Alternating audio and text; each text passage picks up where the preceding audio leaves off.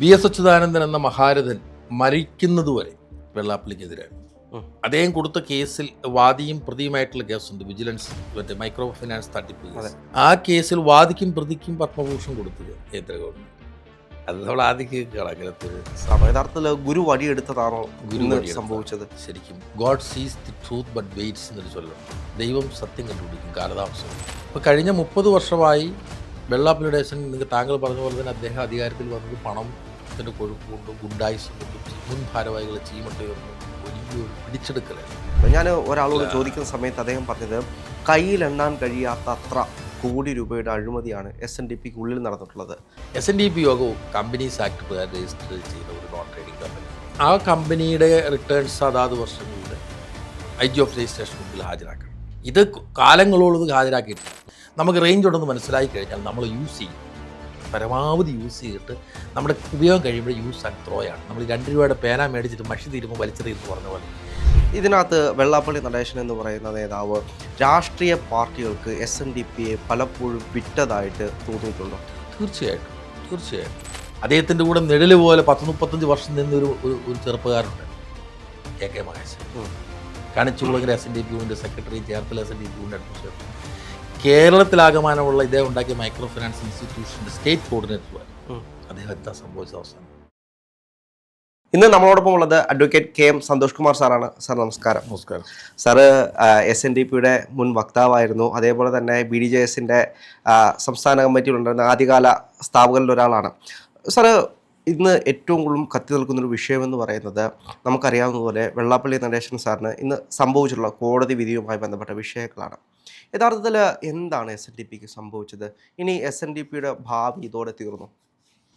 SNDP യോഗത്തിൻ്റെ ഭാവി കളയാൻ ആരെക്കൊണ്ടും പറ്റില്ല. SNDP ഒരു അക്ഷയപാത്രമാണ്. ഇത് സാക്ഷാൽ ഗുരുവിൻ്റെ സൃഷ്ടിയാണ് സംഘടന, ശ്രീനാരായണ ധർമ്മ പരിപാലനം. അത് ഡോക്ടർ പൽപ്പവും കുമാരനാശാൻ ഉൾപ്പെടെയുള്ള മഹാരഥന്മാരുടെ ഹൃദയത്തിൽ നിന്നുണ്ടായ ഒരു വലിയ ഏഷ്യ ഭൂഖണ്ഡത്തിലെ ഏറ്റവും വലിയ സാമൂഹിക സംഘടനയാണ് SNDP യോഗം. അതൊരു വെള്ളാപ്പള്ളി നടേശനല്ല, വെള്ളാപ്പള്ളി നടേശനും കുടുംബവും പോയെന്നോർത്തുണ്ട്. SNDP യോഗത്തിൽ ഒന്നും ചെയ്യാൻ പറ്റത്തില്ല. ഏകദേശം 30 വർഷക്കാലത്തോളമായിരുന്നു അദ്ദേഹം കൈപ്പിടിയിൽ ഒതുക്കിയല്ലോ. അദ്ദേഹത്തിനെതിരെ ഏറ്റവും കൂടുതൽ ഉണ്ടായിരുന്ന ആക്ഷേപം എന്ന് പറയുന്നത് പൈസ കൊടുത്തും ഗുണ്ടുകളെ വെച്ചിട്ടുമാണ് SNDP പിടിച്ചത് എന്നുള്ള ആക്ഷേപം ഉണ്ടായിരുന്നു. ഇതിൻ്റെയൊക്കെ പരിണിത ഫലങ്ങളാണോ? യഥാർത്ഥത്തിൽ ഗുരു വടിയെടുത്തതാണോ സംഭവിച്ചത്? ശരിക്കും ഗോഡ് സീസ് ദി ട്രൂത്ത് ബട്ട് വെയിറ്റ്സ് എന്നൊരു ചൊല്ലുണ്ട്. ദൈവം സത്യം കണ്ടുപിടിക്കും, കാലതാമസം എടുക്കും.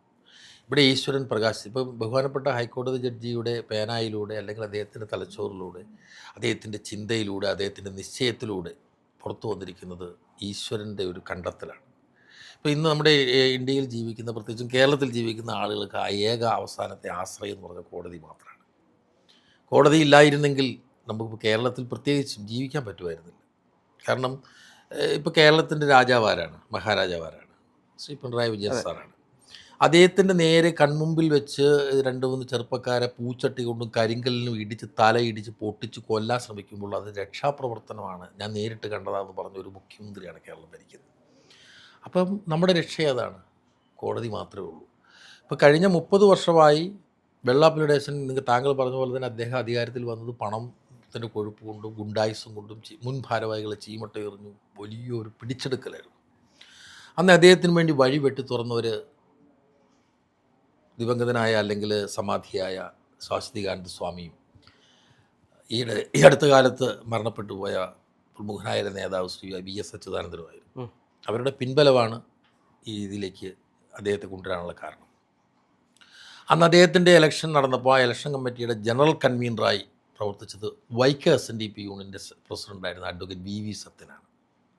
വൈക്കം SNDP യൂണിൻ്റെ അതിർത്തിയിലുണ്ടായ ഒരു TV വിവര ഇഷ്യൂവിൽ പിടിച്ച് അതിനെ വർഗീയവൽക്കരിച്ച്, ഞാൻ പള്ളിയാണ്, ഞാനൊരു പള്ളിയാണ്, ആ പള്ളിക്ക് എന്ത് വില വേണം എന്ന് പറഞ്ഞു. അപ്പോൾ ഒരു ത്രട്ടണിങ് ലാംഗ്വേജ്, അല്ലെങ്കിൽ ഞങ്ങൾ ഈ SNDP യോഗത്തിന്, അല്ലെങ്കിൽ ഈഴവ സമുദായത്തിൽപ്പെട്ട ആളുകളുടെ ഒരു കുഴപ്പമില്ല, വീരാരാധന കൂടുതലാണ്. അപ്പോൾ ഒരു പള്ളിക്ക് വില പറഞ്ഞ് ഈ വെള്ളാപ്പള്ളി ഇത് കൊള്ളാമല്ലോ എന്നൊരു ആവേശം മുതൽ അദ്ദേഹത്തെ ഒരു ഒരു ഒരു ഒരു ഒരു ഒരു ചക്രവർത്തിയെപ്പോലെ, അല്ലെങ്കിൽ ഈശ്വരതുല്യനായി കണ്ടൊരു കാലമുണ്ടായിരുന്നു. 96 ആ ഒരു കാലഘട്ടത്തിൽ നടന്ന ശിവീർ തീർത്ഥാടനത്തിൽ വെള്ളാപ്പള്ളി നടേശനെ കുറിച്ച് കഥാപ്രസംഗം പറയുന്നത് ഞാൻ കേട്ടിട്ടുണ്ട്, കോരിത്തരിച്ചിട്ടുണ്ട് ഞാൻ. അന്നൊക്കെ ഞാൻ കുറേ ചെറുപ്പമാണല്ലോ. അത് ഈഴവ സമുദായം നെഞ്ചിലേറ്റി ഇദ്ദേഹത്തെ. എന്നുവെച്ചാൽ സൂര്യൻ ഉദിച്ചതാണ് പറഞ്ഞത് സമുദായത്തിനകത്ത്. അങ്ങനെ ഇല്ലാത്ത ഒരു സംഗതി കെട്ടി ഇങ്ങനെ ഉണ്ടാക്കി.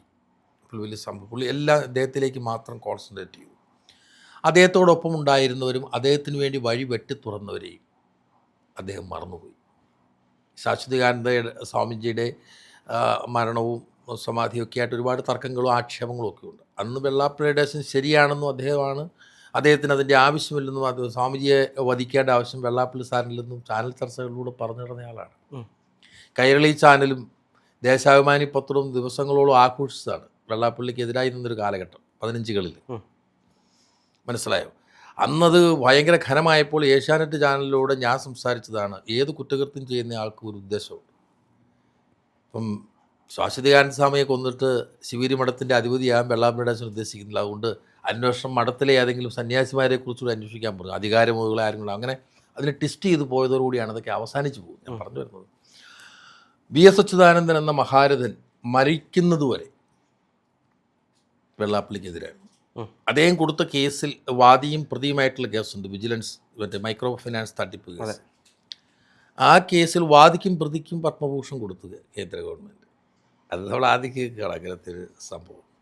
അപ്പം നമുക്കായത് അതൊക്കെ ഓരോരുത്തരും. അപ്പം പത്മഭൂഷൺ എന്ന് പറയുന്നത് ആരാ, എന്താണത്? ധീരദേശാഭിമാനികൾക്ക് രാജ്യം ആദരവോടുകൂടി നൽകുന്നതാണ്. അതിനെക്കുറിച്ചൊരു ഏതോ ഒരു ചാനലിൻ്റെ ഒരു ലേഖിക ചോദ്യം ചോദിക്കുമ്പം പത്മഭൂഷൺ ആർക്ക് വേണം, ഏത് പട്ടിക്ക് വേണം, ഇത് കാശ് കൊടുത്താൽ കിട്ടുന്നില്ല, എനിക്ക് തന്നാൽ പോലും വേണ്ടല്ലോ എന്നൊക്കെ പറഞ്ഞാൽ അതിനുശേഷം ഇത് കിട്ടി വാങ്ങിച്ചെടുത്ത് കഴിഞ്ഞിട്ട് കേരളം മുഴുവൻ ഫ്ലെക്സും അടിച്ച് കിട്ടിയപ്പോൾ തന്നെ എയറിലേക്ക് പോകുന്ന ഒരു സാഹചര്യം ഉണ്ടായി. എയർ പോയി ഇംഗ്ലീഷ് അത് അദ്ദേഹത്തിന് മാത്രമേ കഴിയുള്ളൂ. അപ്പം നമുക്കൊക്കെ ആണെങ്കിൽ അങ്ങനെ അവജ്ഞയോടുകൂടി ആക്ഷേപിച്ച് പറഞ്ഞ് ഒന്ന് നമുക്ക് കിട്ടിക്കഴിയുമ്പോൾ നമുക്കതിന് ഉൾക്കൊള്ളാനും ഒരു ബുദ്ധിമുട്ടുണ്ടാവും. ഇത് യാതൊരു നാണവുമില്ല, അതാണ് അദ്ദേഹത്തിന്. പിന്നെ തട്ടിപ്പറിച്ചാൽ പൊട്ടിത്തെറിക്കും.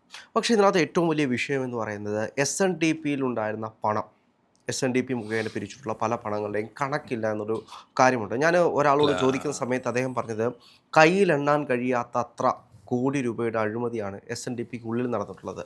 ഈ പൈസയെല്ലാം അദ്ദേഹം കൊണ്ടുപോയി പിന്നെ BDJസിലേക്കൊക്കെ പലതവണ മാറ്റിയിട്ടുണ്ട്. അങ്ങനെയൊക്കെയുള്ള ആരോപണങ്ങൾ വരുന്നുണ്ട്. ഇതിൻ്റെയൊക്കെ ഒരു യാഥാർത്ഥ്യം എന്താണ്? ഈ ബഹുമാനപ്പെട്ട ഹൈക്കോടതിയുടെ വിധി തന്നെ എന്താണ്? SNDP യോഗവും കമ്പനീസ് ആക്ട് പ്രകാരം രജിസ്റ്റർ ചെയ്ത ഒരു നോൺ ട്രേഡിംഗ് കമ്പനിയാണ്. ആ കമ്പനിയുടെ റിട്ടേൺസ് അതാത് വർഷങ്ങളിൽ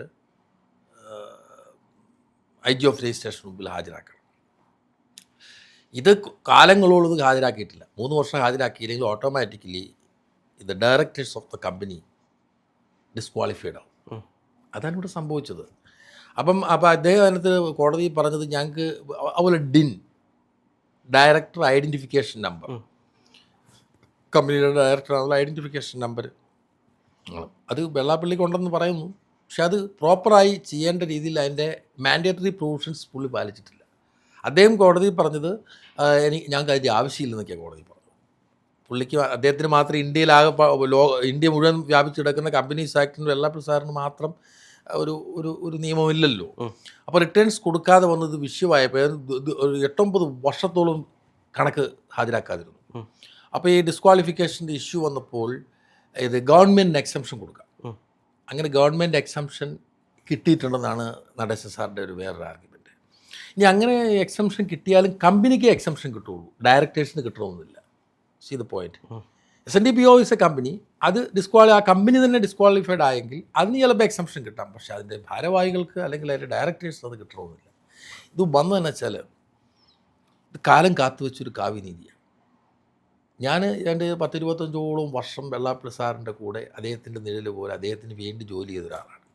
അപ്പോൾ ഒരാൾ റോങ് ആണെന്ന് മനസ്സിലായി നമുക്കൊരിക്കലും അദ്ദേഹത്തോടൊരു അഭിപ്രായം പറയാനോ അല്ലെങ്കിൽ നമ്മളെയൊക്കെ വെറും ചവറുകളായി കാണുന്നില്ല. ഒരാൾക്ക് എന്ത് കഴിവുണ്ടെന്ന് അദ്ദേഹത്തിന് വളരെ നിശ്ചയമുള്ളൊരു വലിയ കച്ചവടക്കാരനാണ്. ഒരു കച്ചവടക്കാരൻ, എന്ത് ലാഭം എനിക്ക് കിട്ടുമെന്ന് കച്ചവടക്കാരൻ ചിന്തിക്കുകയുള്ളൂ. അദ്ദേഹത്തിന് യാതൊരു സത്യസന്ധതയും ആത്മാർത്ഥതയും സ്നേഹവും ഭക്തിയും ഒന്നുമില്ല. ഇതെല്ലാം പിന്നെ ആളുകളുടെ മുമ്പിൽ ആദ്യം വന്നിട്ട് ഒരു പൊടിക്കൈ എന്ന് പറഞ്ഞ് ജാതി പറഞ്ഞ് ഇതങ്ങ് ഉണ്ടാക്കി, നീതി കിട്ടിയിട്ടില്ല എന്നൊക്കെ പറഞ്ഞു. ഇദ്ദേഹം ഈ 30 വർഷം ശ്രമിച്ചിട്ട് 30ാമത്തെ വർഷവും 96 പറഞ്ഞു തന്നെയാണ് ഇപ്പോഴും പറയുന്നത്. അപ്പം 30 വർഷം ഇദ്ദേഹം സമുദായത്തിൻ്റെ പ്രോഗ്രസ്സിന് വേണ്ടി, വിദ്യാഭ്യാസ പുരോഗതിക്ക് വേണ്ടി, സാമ്പത്തിക പുരോഗതിക്ക് വേണ്ടി, അധികാരത്തിന് വേണ്ടി, അതാണ് ഏറ്റവും വലിയത്, രാഷ്ട്രീയ അധികാരം അല്ലെങ്കിൽ അങ്ങനെയുള്ള സ്ഥാനമാനങ്ങൾക്കൊക്കെ വേണ്ടി പോരാടിയിട്ട് ഒന്നും ഇന്നും കിട്ടിയിട്ടില്ല എന്ന് പറയുമോ? ഇദ്ദേഹം ഒരു അയോഗ്യനല്ലേ? അപ്പോൾ ഇത് ഗുരുസ്വാമി ഇത് കണ്ടുകൊണ്ടിരിക്കുകയാണ്. അപ്പം ഞാൻ തന്നെ ആലോചിച്ചിട്ടുണ്ട്. പിന്നെ ഗുരുദേവൻ ഞങ്ങൾ ദൈവമായിട്ടാണ് ഗുരു, ഞാൻ ഈശ്വരനായി കാണുന്നതാണ്. ഞാൻ 39 നമ്പർ മാന്നാനം എന്ന് പറഞ്ഞ സ്ഥലത്ത് ശാഖാ പ്രസിഡൻ്റായിട്ടാണ് എൻ്റെ സംഘടനാ പ്രവർത്തനം 96 തുടങ്ങുന്നത്. അപ്പോൾ അന്ന് ഒരു ഒരു ഒരു ഓയിൽ പെയിൻറ്റ് ഗുരുവിൻ്റെ ഒരു ചിത്രമാണ് അവിടെ, ഒരു മന്ദിരം ഉണ്ടാക്കി അവിടെ വെച്ചാണ് പൂജ. അപ്പോൾ ഒരിക്കലും ഈ ഓയിൽ പെയിൻറ്റ് ചിത്രം ചതിൽ കയറി. അപ്പം ഞാനവിടെ നിന്ന് പ്രസിഡൻ്റാണല്ലോ. ഞാൻ അന്നത്തെ ശാന്തിക്കാരനെ വഴക്കുണ്ടാക്കി, താൻ ശ്രദ്ധിക്കാഞ്ഞിട്ടും സൂക്ഷിക്കാഞ്ഞിട്ടും എനിക്ക് ശുദ്ധിയില്ലാഞ്ഞിട്ടുമാണ് ഇങ്ങനെ സംഭവിച്ചെന്നൊക്കെ പറഞ്ഞ് ഒരു ചെറിയൊരു. അപ്പം ഞങ്ങളുടെ വേറൊരു ക്ഷേത്രമുണ്ട്, ആ ക്ഷേത്രത്തിൽ തന്ത്രി നമ്മൾ വലിയ അടുത്ത് സുമൂത് തന്ത്രികൾ, വടയാർ സുമൂത്. ഞാൻ അദ്ദേഹത്തെ വിളിച്ചിങ്ങനെ പോലെ, ശാന്തി ഇങ്ങനെ സംഭവിച്ചിട്ടുണ്ട്, നമ്മുടെ പൂജിച്ചുകൊണ്ടിരുന്ന ചിത്രത്തിൽ ചതിൽ കയറിയിരിക്കുന്നു. വക്കീലൊന്നും വിചാരിക്കേണ്ട, ഒരു പിടി പണം മുഖത്തിനൊഴിഞ്ഞ് ഇനി ഈ ചതിൽ മുമ്പോട്ട് പോകരുത്, ഗുരുവെ അവിടെ നിൽക്കണം, ഗുരുദേവന് ക്ഷേത്രം പണിത് തരാം, ഗുരുദേവന് പഞ്ചലോകത്തിൽ നമുക്ക് പ്രതിഷ്ഠിക്കാം ഒരു ഓഫർ കൊടുക്കാം. എൻ്റെ ജീവിതാനുഭവം പറയാം, എൻ്റെ സ്വന്തം ജീവിതത്തിലെ അനുഭവമാണ്. ഞാൻ അദ്ദേഹം പറഞ്ഞ പോലെ തന്നെ എൻ്റെ മുഖത്തിൻ്റെ ഒരു പിടി പണം ഇങ്ങനെ ഒഴിഞ്ഞ് ആ നടയെ വെച്ചിട്ട് പറഞ്ഞു, ഇനി ഈ ചതിൽ മുമ്പോട്ട് പോകരുത്. എൻ്റെ ജീവിതത്തിലുണ്ടായതാണ്. അതിനുവേണ്ടി പ്ലാൻ ചെയ്ത് അന്നൊരു പഞ്ചലോക വിഗ്രഹം എന്ന് പറഞ്ഞാൽ ചിന്തിക്കാൻ പറ്റില്ല, 2000-കളിലെ കാര്യമാണ് ഞാൻ പറഞ്ഞത്. പക്ഷേ ഞങ്ങൾ അതിനുവേണ്ടി ശ്രമിച്ചു, തീരുമാനമെടുത്തു, ക്ഷേത്രം പൊളിച്ചു. ക്ഷേത്രമല്ല, അന്നുണ്ടായിരുന്ന മന്ദിരം പൊളിച്ചു. ഈ ഈ ഓയിൽ പെയിൻ്റ് നല്ലൊരു മനോഹരമായ ഒരു ഓയിൽ പെയിൻ്റ്, അത് ഒരു ബാലാലയം ഉണ്ടാക്കി അവിടെ വെച്ചു. അതിനുവേണ്ടിയുള്ള ശ്രമങ്ങളായിരുന്നു. അങ്ങനെ രാമമംഗലം ശിവൻ എന്ന് പറഞ്ഞൊരു സ്ഥപതി, അയാൾ ആദ്യമായിട്ടാണ് SNDP യോഗത്തിൻ്റെ ഗുരുദേവ ക്ഷേത്രങ്ങൾക്ക് ക്ഷേത്രം പണിയുവാൻ വേണ്ടി പ്ലാൻ വരയ്ക്കുന്നത്. ആദ്യം ഞാൻ വൈക്കത്ത് ശരിയെ കണ്ടപ്പോൾ നാരായണ ഗുരു ദൈവമാണോ എന്നൊക്കെ ചോദിക്കുന്ന തർക്കമായി. 3-4 പ്രാവശ്യം പോയിട്ട് അദ്ദേഹം നമ്മളോട് സഹകരിച്ചില്ല. അത് കഴിഞ്ഞിട്ട് ഒരാളെ അറിയിച്ചിട്ടാണ് ഞാൻ രാമമംഗലത്തിന് പോയി, ശിവൻ എന്ന് പറഞ്ഞ ആളെ കണ്ടു. അദ്ദേഹം എന്നോട് ചോദിച്ചു, നാരായണ ഗുരു അതിന് ദൈവമാണോ? അപ്പം ഞാൻ പറഞ്ഞു, കുമാരനാശാനാണ് ഗുരുദേവനെ ഏറ്റവും അടുത്തെറിഞ്ഞ ഒരാൾ, ഗുരുവിൻ്റെ ഏറ്റവും വലിയ പ്രിയപ്പെട്ട ശിഷ്യനായിരുന്നു. അപ്പോൾ ഗുരുദേവന് എൻ്റെ ഷഷ്ടിപൂർത്തിക്ക് ആശാൻ എഴുതിയൊരു പ്രാർത്ഥനയുണ്ട്. ഞങ്ങളെല്ലാം ഗുരുഭക്തരായ ഞങ്ങളെപ്പോലുള്ള ആളുകൾ എല്ലാ ദിവസവും ചൊല്ലുന്ന പ്രാർത്ഥനയാണ്, നാരായണമൂർത്തിയെ തുടങ്ങുന്ന ഗുരുസ്തവം എന്ന് പറയും. അതിനകത്ത് ആശാൻ ഗുരുവിനെക്കുറിച്ച് എഴുതി വെച്ചിരിക്കുന്നത്, ആരായുകിൽ അന്തത്വമൊഴി ജാതിമഹസിൻ നേരാം വഴി കാട്ടും ഗുരുവല്ലോ പരദൈവം, അങ്ങേ തിരുവുള്ളൂറിയൊരു അൻപിൻ വിനിയോഗം, ഞങ്ങൾക്ക് ശുഭം ചേർത്തിടുമീ ഞങ്ങളുടെ യോഗം. അതിനകത്തിങ്ങനെ ഓരോ വരികളും. അപ്പോൾ ഇത് അന്ന് ഷഷ്ടിപൂർത്തി നാളിൽ ഗുരുവിൻ്റെ മുമ്പിൽ ചെന്ന് തൊഴുതു. ആശാൻ തൊഴുതിട്ട് ഈ പ്രാർത്ഥന തൃപ്പാദങ്ങൾക്ക് മുമ്പിൽ വെച്ച് എഴുതിക്കൊണ്ട് വന്ന പ്രാർത്ഥനയല്ലേ, വെച്ചിട്ട് ഭക്തിയോടെ തൊഴുതു. എന്താ കുമാര എന്ന് ഗുരു ചോദിച്ചു. ഇത് ചരിത്ര സംഭവമാണ്. അപ്പോൾ ഇത് ഞാൻ രാമമംഗലം ശിവനോട് പറഞ്ഞു, എന്താ കുമാര, ഇത് അടിയൻ അവിടുത്തെ സ്തുതിച്ചുകൊണ്ട് എഴുതിയൊരു പ്രാർത്ഥനയാണ്, ചൊല്ലു കുമാര കേൾക്കട്ടെ. അങ്ങനെ കുമാരനാശാൻ ഈ നാരായണമൂർത്തിയെ ഗുരു നാരായണമൂർത്തി എന്ന പ്രാർത്ഥന ചൊല്ലി ഗുരുവിനെ കേൾപ്പിക്കുകയാണ്. അപ്പോൾ ഗുരു ഒരു വാക്ക് പറയുന്നുണ്ട്, ആര് ഭക്തി പുരസ്സരം ഇത് ചൊല്ലുന്നുവോ നാം അവിടെ ഉണ്ടാവും. അപ്പോൾ ഈ ഡിസ്കഷൻ ഇത് തന്നെ ഞാൻ ഈ രാമമംഗലം ശിവനോട് സംസാരിച്ചു. ശരിയാണ്, വക്കീൽ പറഞ്ഞ കാര്യമുണ്ട്, എന്തായാലും ഞാനൊന്ന് വരട്ടെ നോക്കട്ടെ എന്ന് അദ്ദേഹം അവിടെ വന്നു, കണ്ടു. പുള്ളി അങ്ങനെ 8 പട്ടത്തിലൊരു ക്ഷേത്രം പണിത്. ആ 8 പട്ടമുള്ള ക്ഷേത്രത്തിനുള്ളിൽ 8 പട്ടമുള്ള 8 തൂണുകളാണ് ഇങ്ങനെ. അപ്പം അതിനകത്ത് ഓം നമോ നാരായണ ചൊല്ലുമ്പോൾ ഈ തൂണയിലടിച്ചാണ് ഇതിന് ശബ്ദം വരുന്നത്, മനസ്സിലായോ? അന്നത് വലിയ സംഭവമാണ്. അന്ന് ഈ പ്രതിഷ്ഠ നടക്കുമ്പോൾ ഇത് കാണാനും കേൾക്കാനും കേരളത്തിൻ്റെ വിവിധ ഭാഗങ്ങൾ ഇത് കാണാൻ വേണ്ടി വന്നു. ഗുരുദേവന് സ്വർണ്ണ വിഗ്രഹ നിറത്തിൽ കാണുന്ന അന്ന് ഒരു എന്നാണ് എൻ്റെ അനുഭവം പറയുന്നത്. അന്ന് ഈ ക്ഷേത്രവും സമർപ്പിച്ച ശ്രീമാൻ വെള്ളാപ്പള്ളിയുടെ അച്ഛനാണ്. അന്ന് ശ്രീ ഗോകുലം ഗോപാലൻ ചേട്ടനും എൻ്റെ ആ ഫംഗ്ഷനിൽ പങ്കെടുത്തു. അതെൻ്റെ ആ ശാഖയിലെ ലാസ്റ്റ് പ്രോഗ്രാമാണ്. പിന്നെ അവിടെ ഒന്നും ഞാൻ ചെയ്തിട്ടില്ല. അതിൻ്റെ 4 ദിവസം മുമ്പ് രാജിവെച്ചു. അങ്ങനെ വെള്ളാപ്പള്ളി പറഞ്ഞിട്ട് ഞാൻ രാജിവെക്കുന്നത് എന്താണെന്ന് വെച്ചാൽ, എനിക്ക് യൂണിയൻ ഭാരവാഹി ആകണം, നിൻ്റെ ഇവിടുത്തെ സർവീസൊക്കെ മതി, നിനക്ക് ഒരുപാട് കാര്യങ്ങൾ ചെയ്യാനുണ്ട്. എന്താ വെച്ചാൽ നമുക്ക് റേഞ്ച് ഉണ്ടെന്ന് മനസ്സിലാക്കി കഴിഞ്ഞാൽ നമ്മൾ യൂസ് ചെയ്യും, പരമാവധി യൂസ് ചെയ്തിട്ട് നമ്മുടെ ഉപയോഗം കഴിയുമ്പോൾ യൂസ് ആൻഡ് ത്രോ ആണ്. നമ്മൾ 2 രൂപയുടെ പേന മേടിച്ചിട്ട് മഷി തീരുമ്പോൾ വലിച്ചെറിയുമെന്ന് പറഞ്ഞ പോലെ എത്രയോ ചെറുപ്പക്കാരുടെ ആരോഗ്യവും സമ്പത്തും അവൻ്റെ ജോലിയും ഒക്കെ നഷ്ടപ്പെടുത്തിയിട്ടുണ്ട്. ഞാൻ നന്നായിട്ട് പ്രാക്ടീസ് ഉണ്ടായിരുന്നൊരു വക്കീലാണ്. എൻ്റെ വൈഫും വക്കീലാണ്. എൻ്റെ സ്വന്തം ഓൺ ബിൽഡിങ്ങിലാണ് എൻ്റെ ഓഫീസ് ഇരിക്കുന്നത്. 2004 ഞാൻ 12 സെൻറ്റ് സ്ഥലം ഏറ്റുമാനൂർ മേടിച്ച വക്കീലാണ്, ഹൈവേയുടെ സൈഡിൽ. എൻ്റെ ഗേൾസ് സ്കൂളിന് നേരെ ഓപ്പോസിറ്റ്. അന്നതിന് എനിക്ക് സാധിച്ചു. അത് സാധിച്ചത് എന്നെ ആരും സഹായിച്ചതൊന്നുമല്ല. ഞാനൊരു ഇൻ്റർകാസ്റ്റ് മാരേജുകാരനാണ്. ഗുരുദേവൻ പറഞ്ഞ അതേ ആശയമാണ്. എൻ്റെ വീട്ടിലും എൻ്റെ അടുക്കളയിലും എൻ്റെ തീന്മേശയിലും എൻ്റെ കിടപ്പുമുറിയിലും ജാതിയില്ലാത്തയാളാണ്. ജാതിഭേദം മതദ്വേഷം ഏതുമില്ലാതെ സർവരും സോദരത്വേന വാഴുന്ന മാതൃകാസ്ഥാനമാം ഇത് എന്ന് സ്വാമി 32ാമത്തെ വയസ്സിൽ 32 അക്ഷരം കൊണ്ടാണ് എഴുതി നോക്കിയോ ഞാൻ ഈ പറഞ്ഞത്. ആ സ്ലോഗൻ 1888 അരൂപ്പുറത്ത് എഴുതി വെച്ചതാണ്. ആ ഗുരുവിൻ്റെ പ്രസ്ഥാനത്തിലിരുന്നുകൊണ്ടാണ് ഞാൻ ജാതി പറയും. ജാതി പറഞ്ഞാലെന്താ, ജാതി പറയണം. മലപ്പുറത്ത് ചെല്ലുമ്പോൾ മുസ്ലിം സഹോദരങ്ങളെ ചീത്ത വിളിക്കും. മലപ്പുറത്ത് മുസ്ലിം സഹോദരൻ ചീത്ത വിളിക്കാൻ ഇദ്ദേഹത്തിന് എന്താ, ആരാ ലൈസൻസ് കൊടുത്തേക്കുന്നത്? നബി മുത്തുരത്നമേ, ഗുരു എഴുതി വച്ചിരിക്കുന്നത് നബിയെ മുത്തുരത്നം എന്നാണ് ഗുരുദേവൻ വിളിച്ചിട്ടുള്ളത്. ആ നബിയുടെ അനുയായികളെയും നബിയുടെ ആളുകളെയാണ് വെള്ളാപ്പള്ളി സാർ ചീത്ത വിളിക്കുന്നത്. ഇതിനകത്ത് വെള്ളാപ്പള്ളി നടേശൻ എന്ന് പറയുന്ന നേതാവ് രാഷ്ട്രീയ പാർട്ടികൾക്ക് SNDPയെ പലപ്പോഴും വിറ്റതായിട്ട് തോന്നിയിട്ടുണ്ടോ? തീർച്ചയായിട്ടും. കാരണം ഇപ്പം ഞാനൊരു ഉദാഹരണം പറയാം. ഞാൻ 2010 വരെ മീനച്ചിൽ SNDP യൂണിൻ്റെ അഡ്മിനിസ്ട്രേറ്ററും അതേ കാലഘട്ടത്തിൽ തന്നെ പുള്ളി എന്നോട് റിക്വസ്റ്റ് ചെയ്തിട്ട്, ഞാൻ ആവശ്യപ്പെട്ടതല്ല, ഹൈറേഞ്ച് SNDP യൂണിൻ്റെ അഡ്മിനിസ്ട്രേറ്ററുണ്ട്.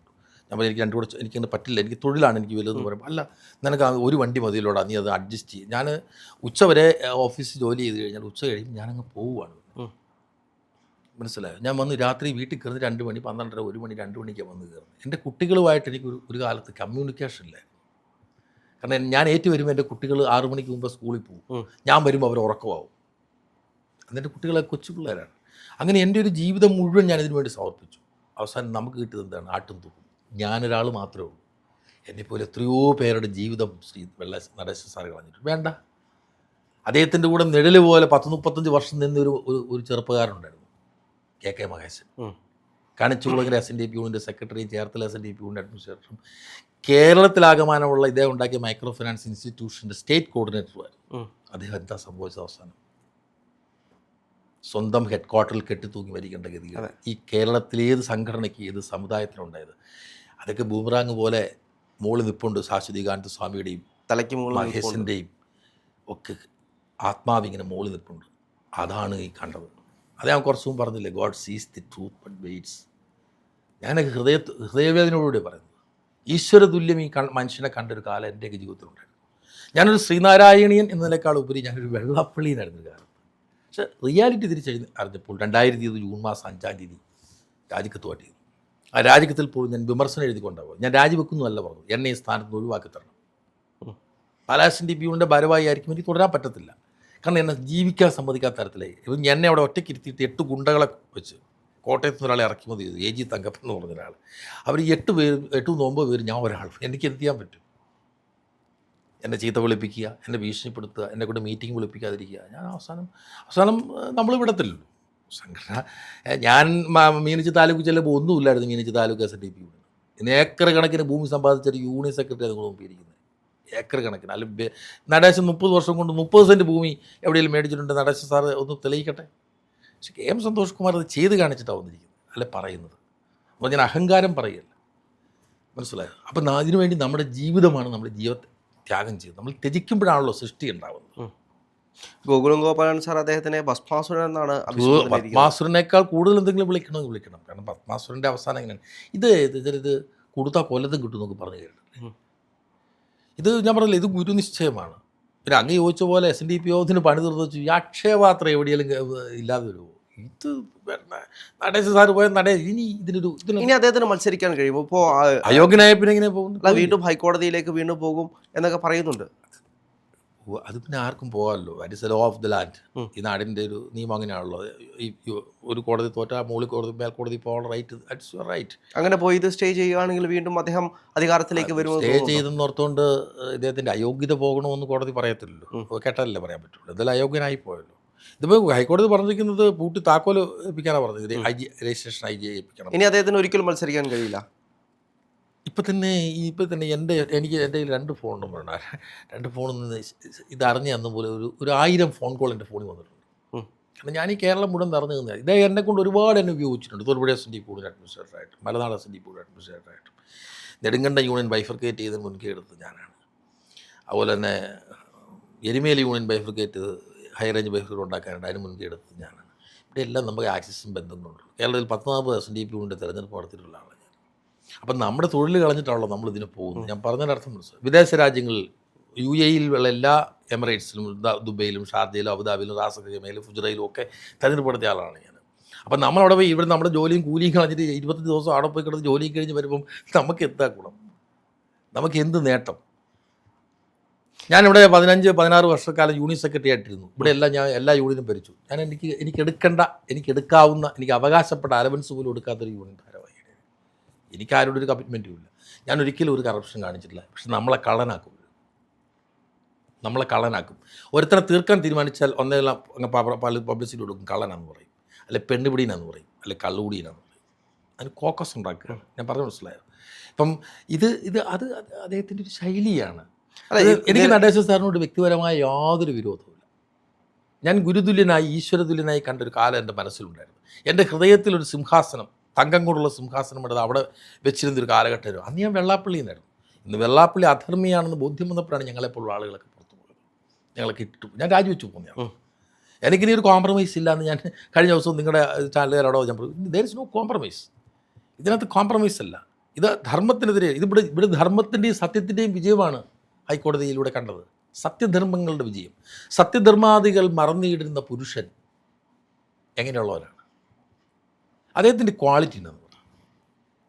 താങ്കൾ കണ്ടിരിക്കുന്ന, താങ്കളൊരു പത്രപ്രവർത്തനം, താങ്കൾക്ക് അദ്ദേഹത്തിൽ കണ്ട ക്വാളിറ്റിയാണ്. ജാതി പറയുന്നതാണ്, വർഗീയത പറയുന്നതാണ്. അല്ല, അദ്ദേഹത്തിന് ഏറ്റവും കൂടുതൽ വിമർശിച്ചിട്ടുള്ളതും ആ ഒറ്റ കാര്യത്തിൽ മാത്രമാണ്. ഇപ്പോൾ മലപ്പുറത്ത് നിന്ന്, അതായത് എനിക്ക് നിലമ്പൂർ തെരഞ്ഞെടുപ്പ് കൂട്ടാണെന്ന് തോന്നുന്നു, അദ്ദേഹം മലപ്പുറത്തെക്കുറിച്ച് വീണ്ടും വലിയ രീതിയിലുള്ള വർഗീയ പ്രസ്ഥാനം. പണം ഉണ്ടെങ്കിൽ എന്തും ആകാമല്ലോ.